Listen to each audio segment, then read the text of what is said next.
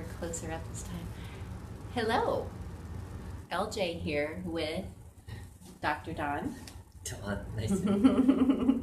And we're super excited to be back in the name of service, really. I was even reminding Dr. Don why I love to be doing this with you is because I feel like, well, I want to share the amazingness that is Dr. Don as the unique expert, right? And we're having, feeling fulfilled and getting to just share what we're noticing, what we're experiencing with the people we get to work with in our practices, and just hoping that what comes through is helpful for you who might tune in.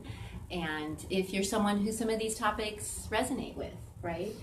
So today we thought we'd approach this topic from our own perspectives and what we're seeing right now.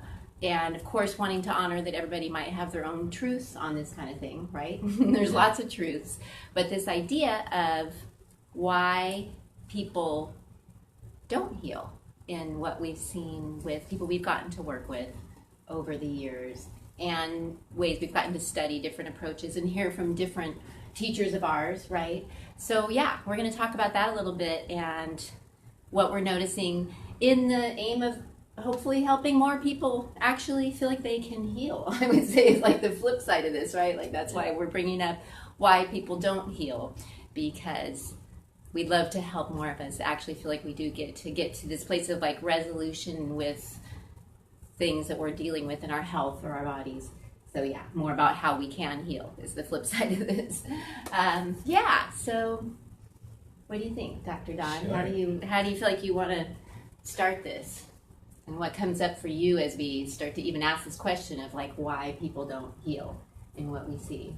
Well, we wanted, I think it came from discussing what's our next topic, and something that can have a broad appeal, but at the same time meaningful. And so this is one of the topics that came up. Yeah.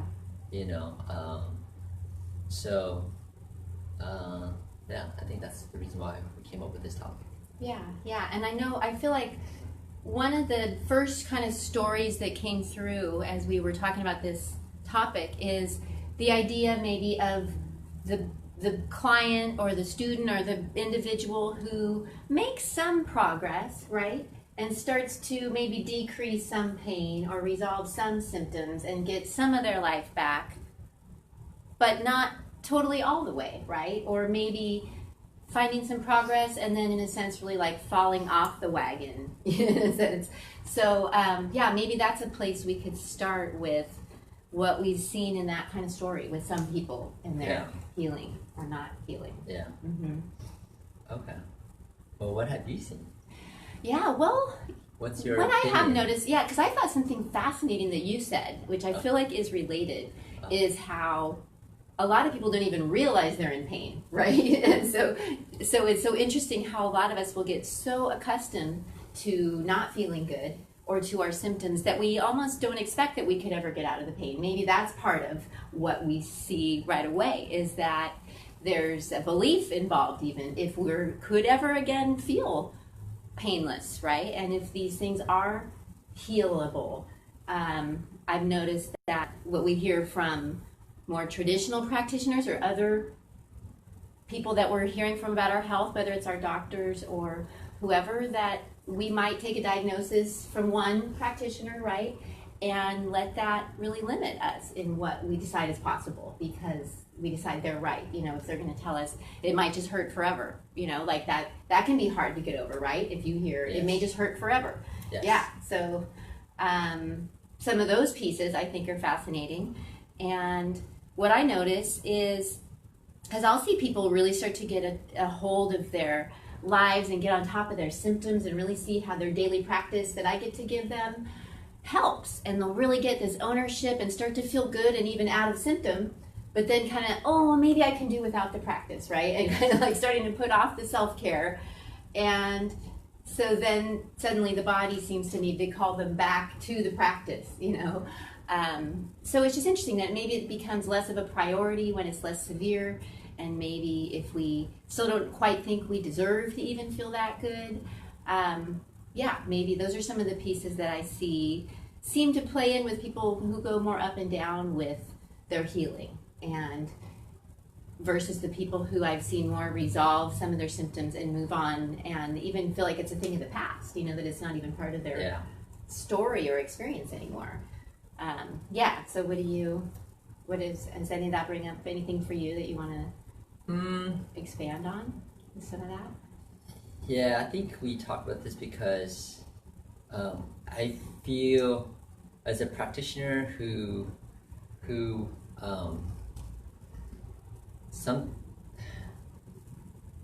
I feel like that people don't really realize that it's capable, and so sometimes that can be brought on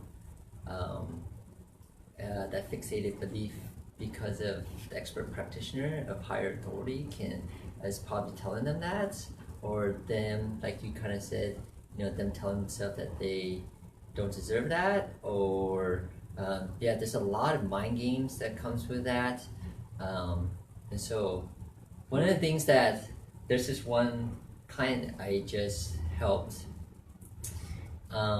He's a war veteran, and he has PTSD like a lot of war veterans do, and when I was talking to him, he was journaling, so he was doing a lot of mind tactics to help him with that.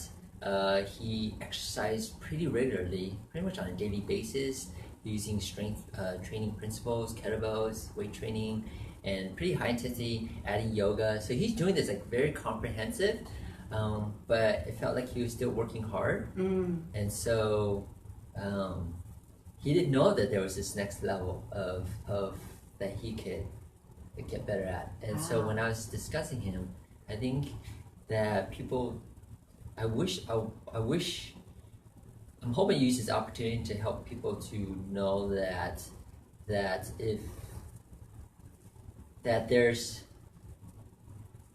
this that you can get better,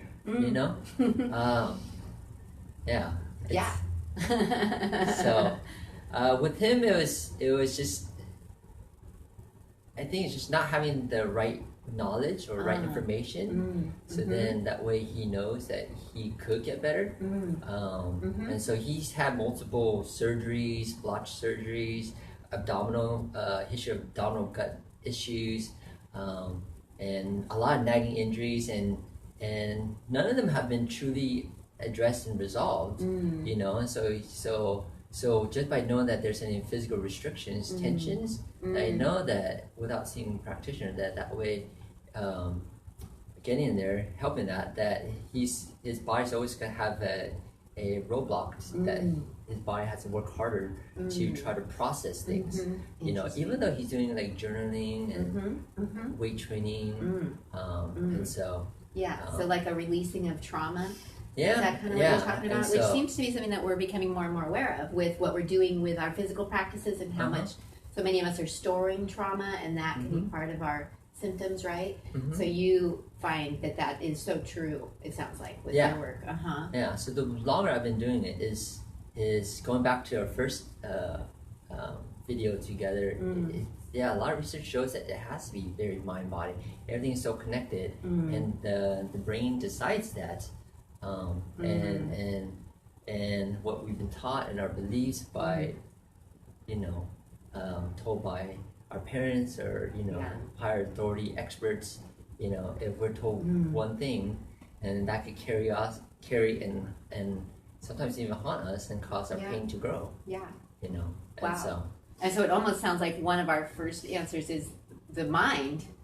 And the things that can happen with the psychology are a part of why people don't heal, right? Like that's which is so fascinating, right? That would be, and that's part of the mind-body understanding, I guess, that we both get to share and explore, and how important it is that you can't get around it, right? You can only heal so much with certain mind approaches with health or ourselves and what's possible, right? Yes.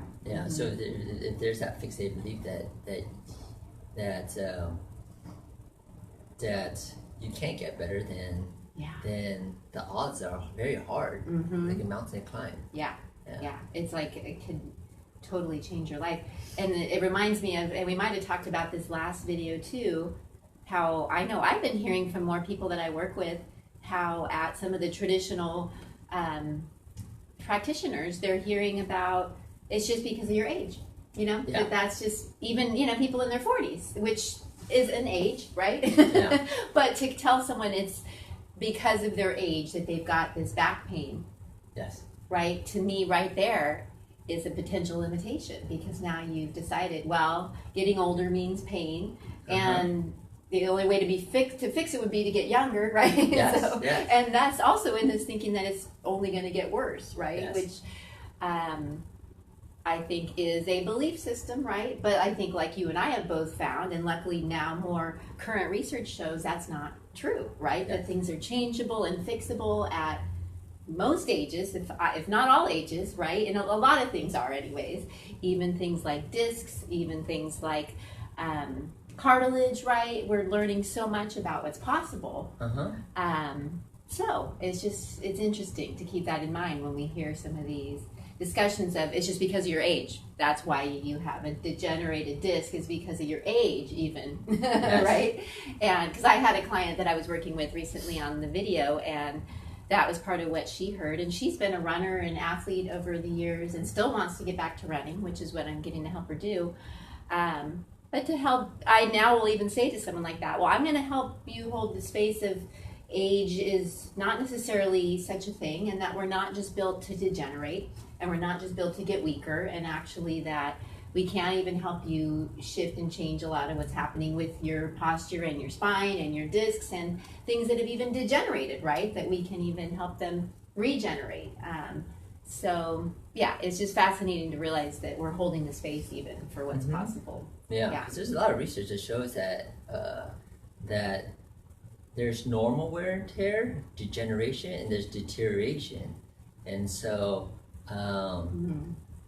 so just sometimes just knowing the truth or just having the knowledge can help people just unlock that fixation belief.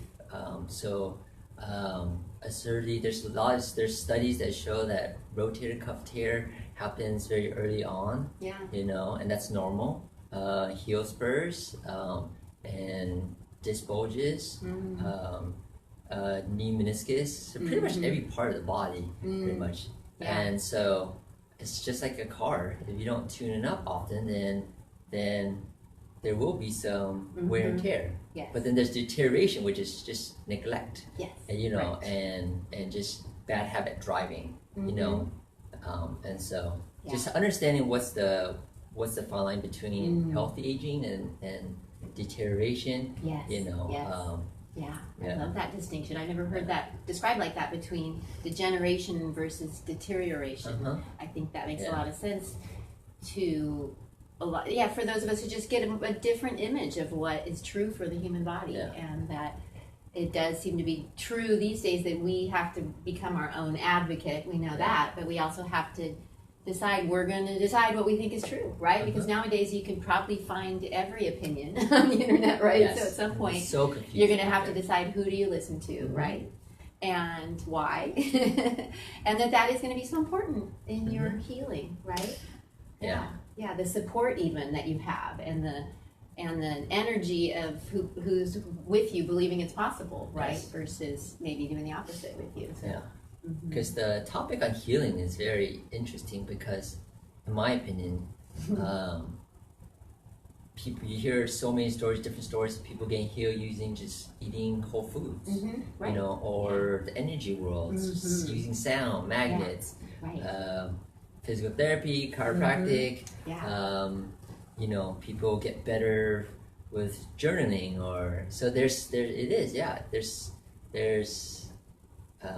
when you Google anything, try to help yourself, it's very confusing, because knowing which one fits you best. Yeah. And so. And I found for a little while, I didn't even want to use the word healing, because I felt like I just didn't know if I liked that word. Yeah. But I guess I'm reopening to it, and I totally agree with you that and that's part of what I love to share is how when we tune into what really seems to be healing for us, right, and give ourselves more of that, or centering or aligning or whatever we call it, that is a great way to help it work, right? When you realize it's the journaling or the time in nature or maybe sound or maybe art or certain types of movement, right, that may be a better fit than others for your body. Is it because using the word healing applies you're a healer and that requires you doing most of the work? That is something I reject too, because when other people try to say that I healed them, I right away, I'm like, no, you did this to you. And that's what I do love about the way I feel like I get to share the yoga and meditation is I'm always teaching other people how to use that for themselves, and they don't need me to do that. And so, I mean, I could sure accept that I might have a healing presence and things like that, but I guess because I'm so interested in us owning it and not necessarily thinking it's something outside of ourselves in the end. Maybe that's been some of my resistance to that word healing. Because I know your philosophy is really big on it's a team approach. You know, they take ownership and up and out. Which I think that probably is part of what I see, and I imagine you do too. It's just that willingness to take ownership at some point for the healing, and probably making it about lifestyle changes, right? As part of truly letting ourselves heal. So now I want to do this every time I say heal. And I love how you have such great systems to help you understand your patients, your members' psychology right away, so that you can just you can really work with what you know about their personality and how they approach their lives, so that you can help them own it as soon as possible, right? That's how I see what you're doing. I just try to figure out what tools they have and utilize their strengths, and then if they have any struggles, any frustration, and it's due to most of the time it's because they don't have the tools or the strategy or the learning, you know, and so with the expectation that it's my responsibility to find someone that can give them the tools, have them practice through that, you know, be there for them, and then you know, give them the tools. So like for physical therapy is you know, giving them the strength, you know, the mobility, or the holistic component, just tuning up their internal health, so then their muscle joints can be ready and have the capacity to produce that strength. I love that you incorporate that, and I feel like that's such an exciting, innovative part of your work. And I feel like part of what I love to bring in as soon as possible, which I feel like is a yoga lesson, but I imagine that you're bringing this through as well, is that it's all energy too, and to help someone with their own symptoms and stuff start to see it all as energy, right? And how it is all connected, like with whether within the body, like you're talking about with the internal organs and everything else, and all the ways that goes, but also with how it's so connected with what's happening with us, right, emotionally and even spiritually, and the maybe bigger reasons why we might be struggling or having things that we're healing. So I feel like I'm not sure where I was headed with that, but and I know for me what I've noticed with the yoga, because you know I love to share that word yoga means union or to join, and I did have a beautiful moment along the way where I realized really truly the therapy of yoga is the union, right? Like really that's in the end what can be healing. So whether that's the union or the reconnect that happens for a person just with themselves again, right? Or a reconnect with their body, or a reconnect with their heart and what's important to them, or a reconnect with their life, or even spiritually, right? The union that can be happening often because of a major symptom, or I'm sure you've seen that so many times, right? Yes. Where someone's physical crisis is the absolute thing that gets them to the next beautiful thing in their life, right? And there's such that deeper purpose even maybe for it in them. And so I think I do see that the more that someone can get that experience of union and learn to create that for themselves, that's what's going to be the therapy. So gosh, I know there was something in there I was asking you, but yeah, what do you? Oh, and the energy thing too. I think I was asking you about that as well. Like, so do you bring that up with your members directly? This whole energy aspect that I know that you're aware of, or do you just kind of subtly know that and not try to like talk to them about it as much? The energy. Well, before I didn't really believe a lot in the energy world. Yeah. Right, I'm sure. And coming from traditional training and such, that would be cool to hear this ortho sports. Yeah. I just thought exercise was everything, and you just get better, healthy. You just got to exercise more, and then over the years, just people came back, and so I knew something was missing. And then I love to just read a lot of books and listen to a lot of stories. Anytime I hear like, someone did ABC and they got better, it just always piqued my interest. Yeah. You know, like people getting better using sounds and magnet braces. It just piqued my interest, so it just got me to investigate. I still didn't believe it until again, just going back until I became more holistic when my son was born. And that's where because he had a chronic health pain, sleep disorder, skin disorder, and that really got me to really question a lot deeply. And then so that's where I learned about how our internal health really is just our outside muscle joint pain is just an expression of what's happening on the inside. And then from there, just explaining, because it's very light. Before the sports medicine, the massages used to be like heavy, like no pain, no gain. You gotta go deep and really dig out the knots and cause a lot of pain, and in order to make progress. But then the different philosophy of this training is very light. Wow. Very like it feels like you're actually not doing much. And you're connecting to the organs. So it's like what is so everything has to make sense to me. But I knew there's something to this, and so like how can my hands connect to the organs on the inside, and so so I just kept reading more and more, and then like the Reiki is more like energy kind of healing, and so trying to explain that because people did get better, so just trying to not be closed-minded but keep myself open-minded and meaning so like when you had clients who would receive Reiki from other people, yeah. they would come report, it made me feel better, and so you were like, so it's like no way, there's no way, right? And so the way I can explain is that our body conducts energy through our fascia. So just going, I know we talked about last time, and so there is some hard science to it. Not any like high evidence research papers that has connected the dots, but there's a lot of hard science in regards to our body as a conductor of transmission of energy.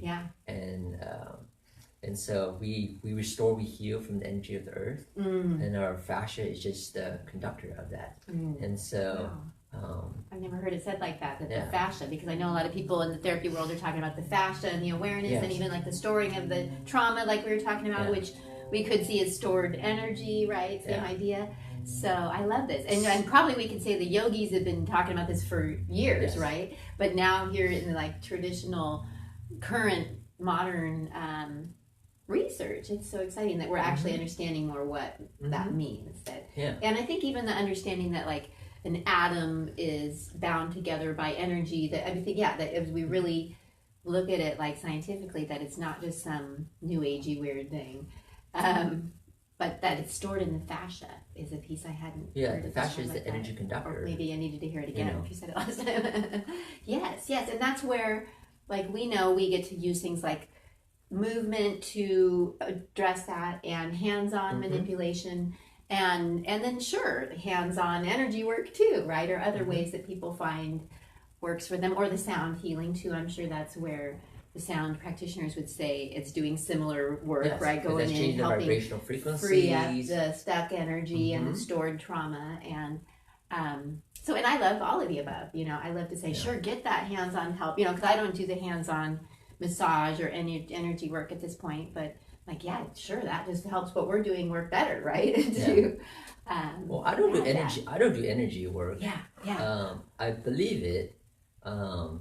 You know, how I take it into my practice is I understand that our intention and our mind is conducted, transmitted through the energy, and so it can, you know, come onto yours, and your attention come onto mine, and you know, it's just kind of like that where that experience where when someone comes in angry and just you don't know, but you just kind of you could sense that. And so that's I call it the spidey sense, vibrational energy that we sense that happens through our the fascia, you know. And so I come to the conclusion that, you know, our brain is processing it, but it's also stored and interpreted through our fascia. Yes. And so if we have a mind, a belief idea, then that we can't get healed, it gets fixated, and our fascia won't allow that to happen. Wow. You know, and so the Reiki or whatever, or just having the truth, or the then that helps.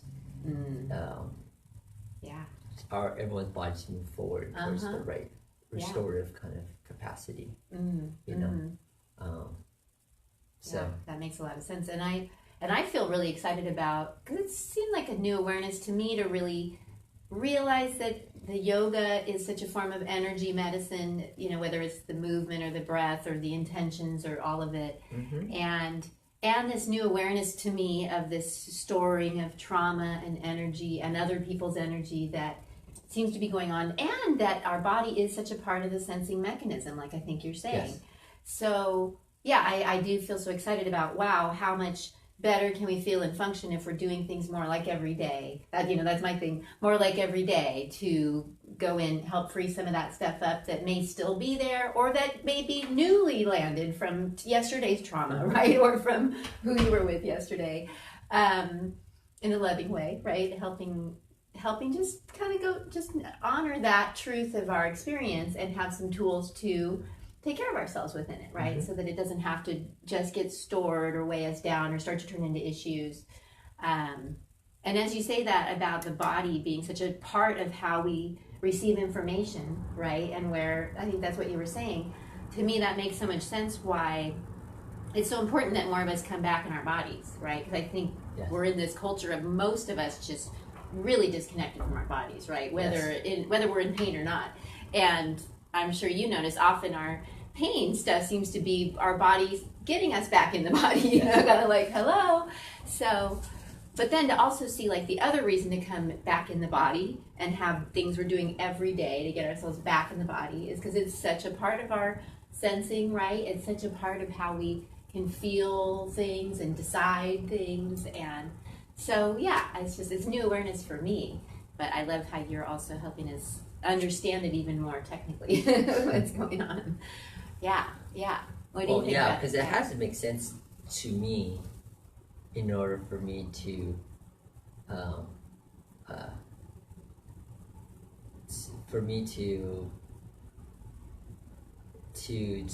to be able to have confidence to say, I guess, to you know, so yeah, that you're one of those practitioners that you've got a lot of integrity. So if you're getting to the point where actually sharing it with one of your patients or members, that is because you've really decided to believe it, you know, just it makes sense to you, that you've integrated it. It's not just kind of off the cuff, like, oh, I heard this might work, right? Because it's not for me to discount. If a client comes in, they're like, oh yeah, I had this wonderful session with this energy practitioner. I'm like, well, there's no research behind it, you know. You know, it's all in your head. It's like, you know, then who am I to say? You know, their body did get better. Wow. Yeah, and I think going back to the original question, why don't people heal enough? I think it is what you hit in, like, you know, taking the time to be in tune with ourselves, to connect, and in a non-judgmental way, also. And then, where was I going with that? So that's what. I forgot. I lost my train of thought. But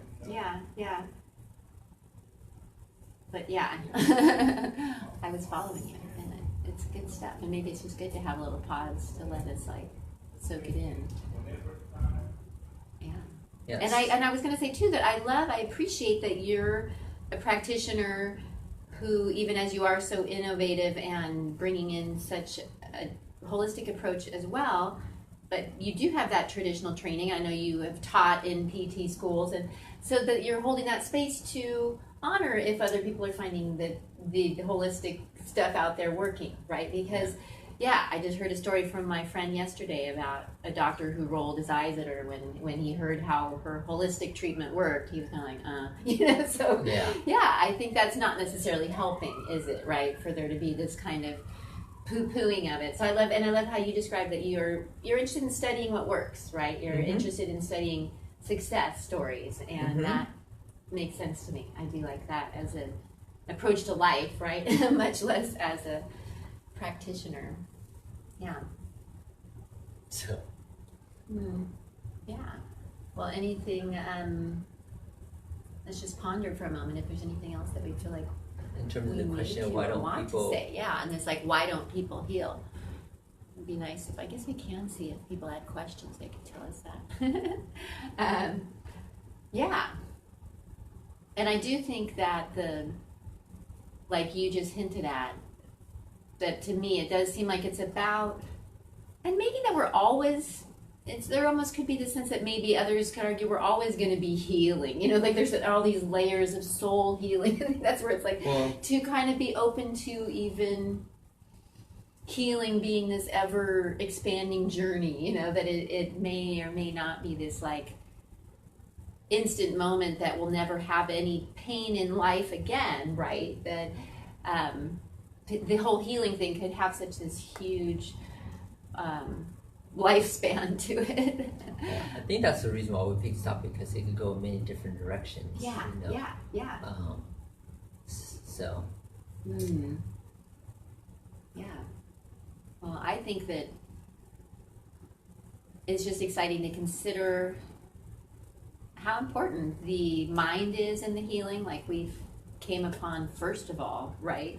And like a big part of that being the beliefs, right? And even like that's where like one piece I see is so important that I'm still always working on with myself is that thing called imagination, right? And how much that's playing a role in probably what we're creating and what is possible. So I find often when we have a physical thing, for instance, that we're healing, that imagination can be running wild with worry, right? And it can actually be even leading us down the road we don't want with the condition.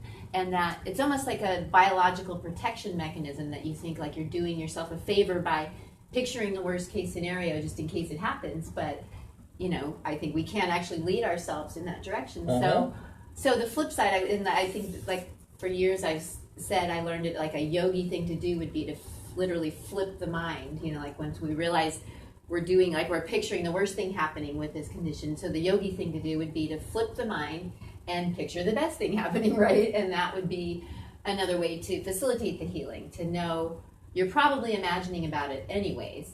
And so you might as well imagine it getting better, imagine yourself out running in 3 months or whatever it is, the thing that you want to get to. And or much less bringing in the visualizing white light and all those cool things that you can do, just because I think it is so powerful and we might as well use it to help, right? Yeah, because I think the modern medicine is starting to acknowledge that in even for cancer treatments, right, which is so exciting. Yeah, using the mind and imaginations and intentions in order to help our body naturally what it's inclined to do is regenerate and to be self-sufficient. Our body's not that fragile. If our spines are so fragile, then we're only a snap away from hurting ourselves. Then we won't have survived this long. The human body is very intelligent.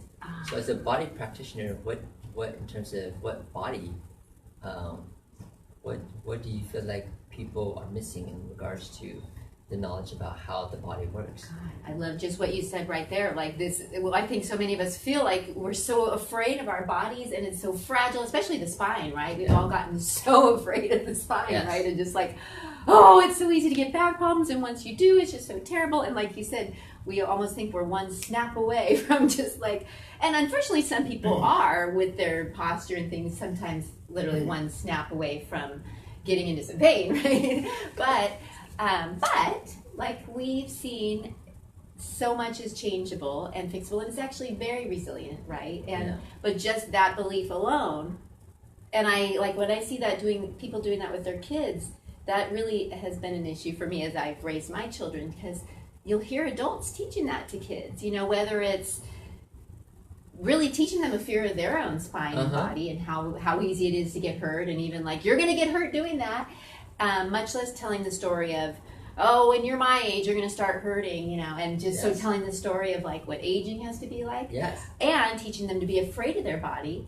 And like on a trampoline, for instance, that's an issue where a parent might say, and I have, you know, parents will say like, they'll say, don't do trampolines, they're too dangerous, you know, and I'm like, to me, if you do it safely, that's a great way to strengthen, right? Like I would never ban my kids from a trampoline because it's dangerous.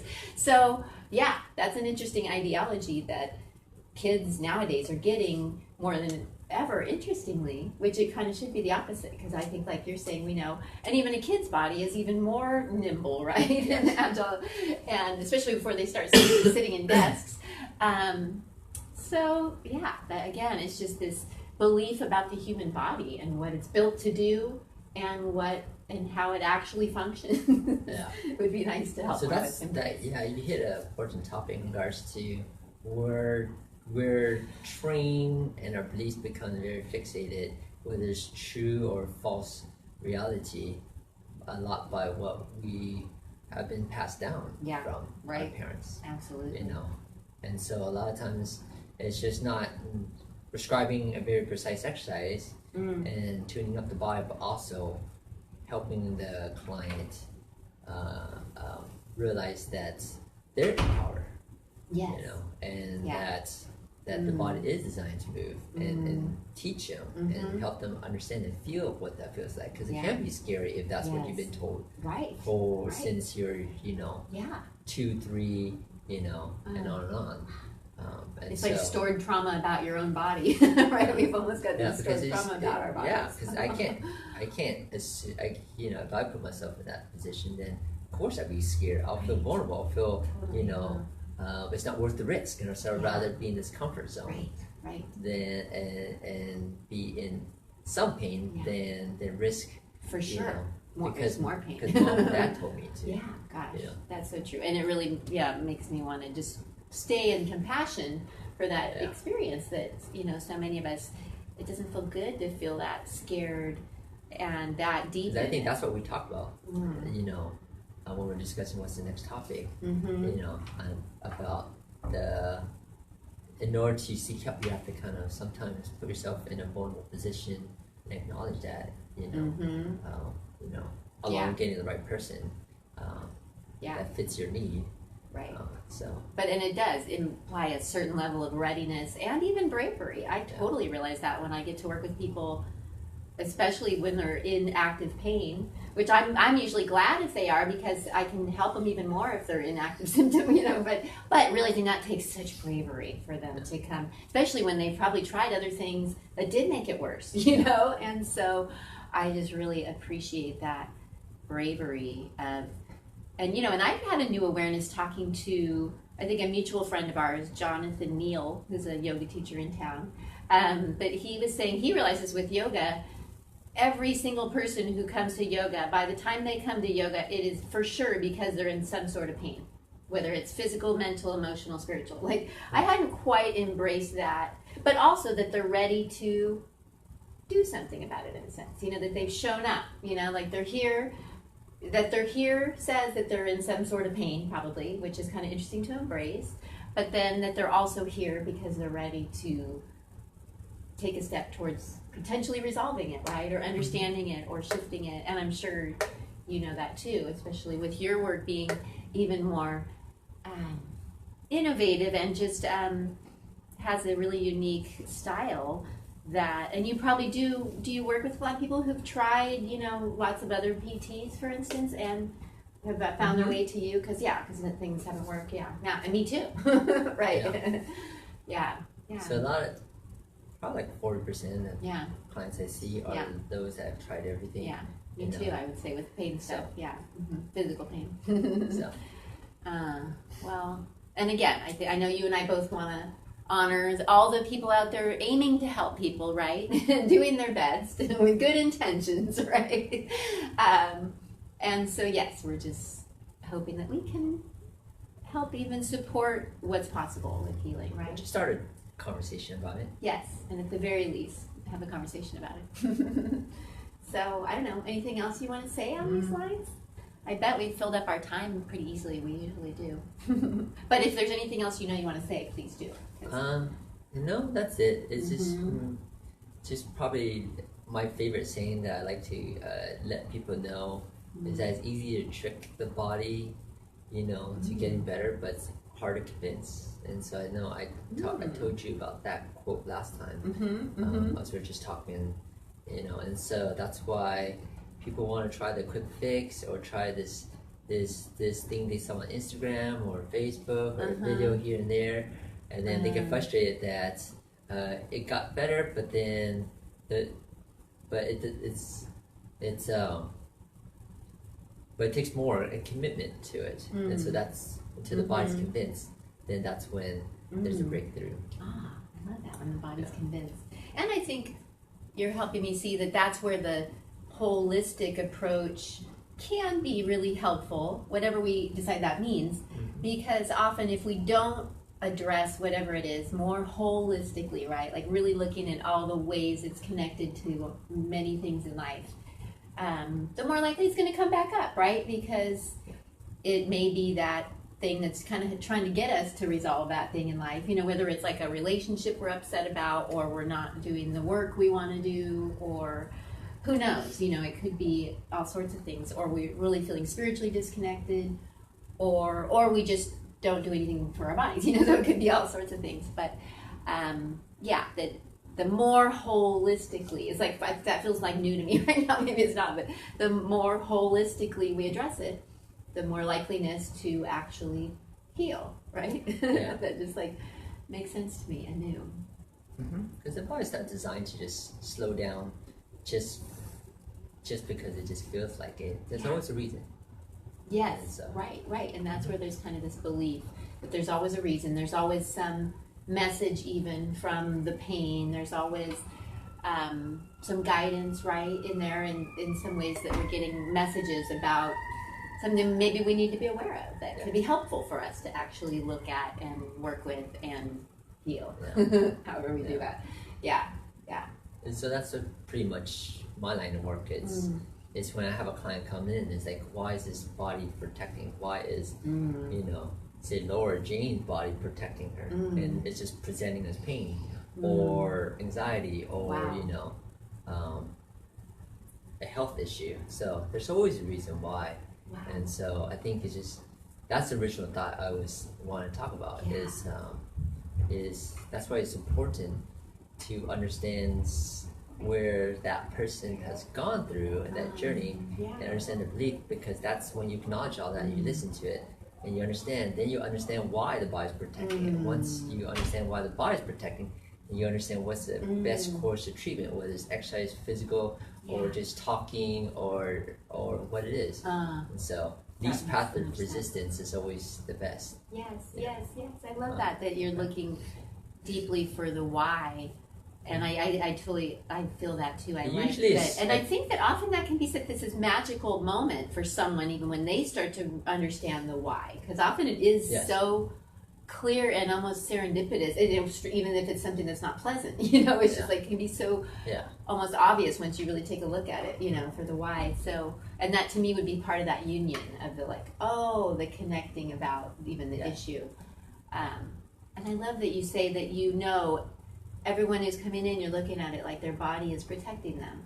Like that tells me, I can so imagine like how you're coming into that, knowing that, like I'm coming to work with this person who's like, their body's trying to protect them for some reason. So I can already sense this like, even though I know you're very, you've got like strong working strategies, that there's this like softness and this openness that you're coming in with, and almost this compassion too. Like, I know I know there's something, you know, that you're, yeah, that just that knowing that the body's trying to protect them is a really beautiful way to say it.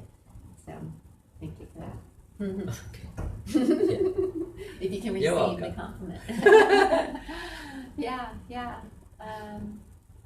Well, that felt fun to me. I hope that was helpful for anyone who listened. And I felt like it would be fun to like listen back and get, so I think there's at least some good one-liners in there from you that I'll have to get to you. Yeah, you get some good ones coming through. So, yeah. What's a topic that could go on? Right, forever, exactly, right. So this is just us dropping in there's for so a bit many, on this idea. so many practitioners out there that are still seeking that, you know, not just the client too. Yeah. Isn't that true, right? That as practitioners that we are ever growing our understanding of this, and that we may keep changing our minds about it too. Or at least growing our minds about it, right? Well, awesome. Okay, well, I enjoyed that. Yeah. Thank you. Great opportunity. Yeah. So we'll be back, and yeah, let us know if you have things you'd love to hear about in the future, because we're happy to serve. All right, this is me, Laura Jane, and Dr. Dawn here. We're signing off. Have a great day out there. Talk to you guys soon.